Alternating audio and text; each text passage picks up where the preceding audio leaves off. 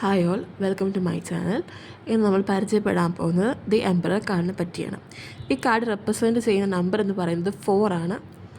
ഇദ്ദേഹത്തിൻ്റെ ഇരിക്കുന്ന ത്രോണിൽ 4 ഹെഡ്സ് ഉണ്ട് ഗോഡ്സിൻ്റെ.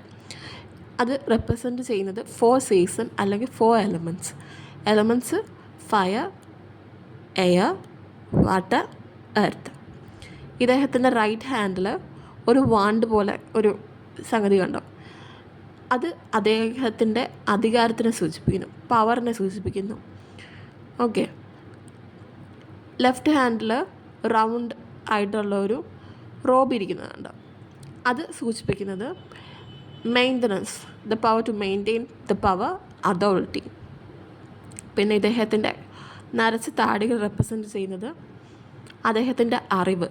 പിന്നെ ഈ ലോകത്ത് അദ്ദേഹം കടന്നു പോയിട്ടുള്ള ലൈഫിൻ്റെ വിവിധ തരം ചാലഞ്ചസിൻ്റെ അറിവിനെ അത് സൂചിപ്പിക്കുന്നു.